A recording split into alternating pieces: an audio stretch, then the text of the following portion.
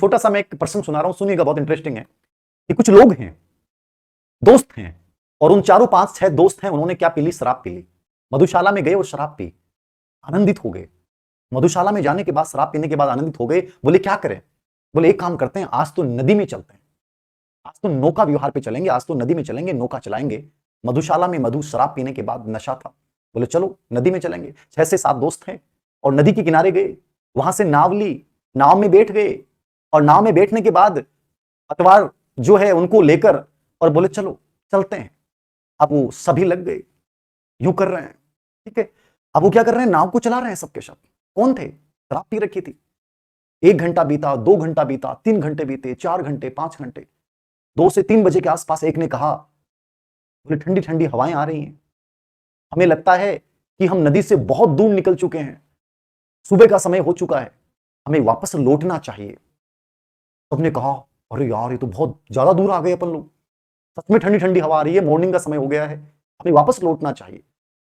तो एक ने कहा रुक, कहां से आ गए? ये भी नहीं पता कितनी दूर आ गए। बोले मैं एक बार रुक देखता हूं मैं कहां से आ गए। तो एक ने पैर लटकाया, और पैर लटकाया तो देखा कि पैर तो किनारे पे था। तो उसने कहा अरे चिंता मत करो, हम सही जगह पे हैं। बोले सही जगह कौन सी? बोले किनारे पे। बोले किनारे पे कैसे पहुंचे? बोले जहां चले थे वहीं आगे। बोले कैसे आए? तो एक ने देखा, बोले मैं देखता हूं कैसे आए।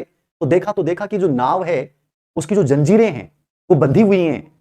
उसने कहा कि हमने जंजीरें खोली नहीं, पूरी रात हम उसको चलाते रहे, जंजीर उसके बंधी हुई थी, वो नाव चली नहीं। आज के अभ्यर्थी की स्थिति उस मधुशाला में शराब पिए हुए नाव पे बैठे हुए उन लोगों की तरह है कि सर चल तो रहे हैं गुरुजी, पढ़ाई तो कर रहे हैं, भाग रहे हैं गुरुजी, भाग रहे हैं, ये नहीं पता है कि जाएंगे कहां, क्योंकि हमने चारों तरफ अपनी जंजीरें ही नहीं खोली हैं।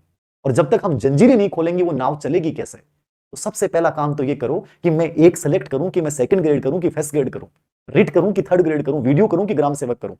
वरना उस नाव की तरह पूरी रात मेहनत करते रहोगे, लेकिन जहां से चले थे वहीं रहोगे, आगे नहीं बढ़ पाओगे। तो सबसे पहले ये देखो कि जो आसपास की जंजीरें हैं उनको तोड़ डालो, उन बंधनों को तोड़ डालो, और उसके बाद मेहनत करोगे तो लक्ष्य पे पहुंच जाओगे। वरना ठंडी हवाएं आएंगी और लगेगा कि लक्ष्य तक पहुंच गया हूं गुरुजी, रिजल्ट आ रहे हैं, सिलेक्शन हो रहे हैं।